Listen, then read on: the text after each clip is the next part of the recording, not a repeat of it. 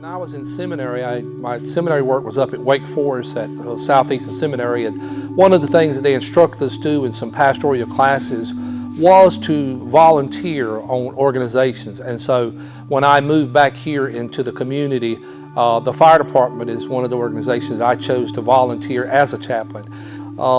My role kind of expanded a lot. I not only started serving as a chaplain, but because of volunteer, and we weren't having a lot of people responding during the day, I started answering calls as well. So that went from wearing the hat of chaplain to wearing the hat of firefighter to wearing the hat of chairman of the board. A couple of hats at that time. So that's kind of how I got into it. I had a couple of friends that was on the fire department. I grew up with some of my friends. They're on another fire department. Never really got to me until some of my friends that was here kind of kept getting on me, and I finally decided to come put in an application, try to give back to my community for all the bad stuff I'm done. It is a dangerous job, and making sure your members are covered, clear, as good as you can with proper insurance and things is something that I stress a lot, and stress that through the years here.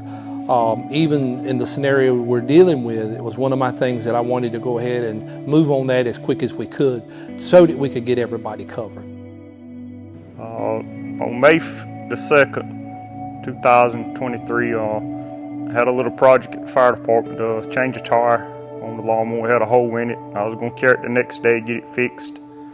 So I come up to the fire station and changing it out and talking to a couple of the fellows that standing around, and after I got done taking it off, I stood up, put the tar in my truck and stuff, and I started getting a feeling in my chest that I knew that weren't right. It was just something unusual.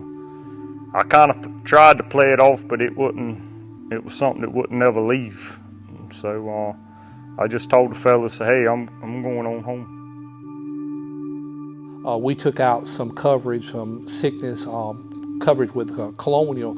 We had looked at several different companies, and several different people had made proposals to us, but when we brought that back, we felt that the Colonial was the one that we needed to go with. So I went on home, and I had my mom to carry me to the hospital, the DR, and from there they come up that I had a heart attack. Well, it covered the things that we were really focusing on. One was the heart issue, a couple other things that it had in it, which we felt was very crucial for our guys in light of the fact of the cancer that's rising in the fire service. I went in Tuesday evening, so Wednesday morning I made the phone call to our chairman to report this, and he immediately got on task with it, got everything sent up to the insurance company. And he come by with some paperwork and get me signed up and stuff. And a couple of fellas come to visit, checking on me, make sure I was doing good. Well, we've been with Code 3 for a long time, so that's always been very accessible to access Jay Howe, Code 3, and the representatives for Code 3.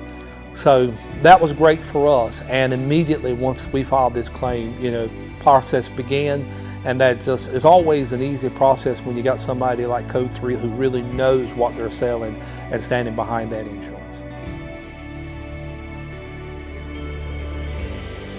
If I didn't have this policy that we took out prior to my problem, I was still having to be paying hospital bills, etc.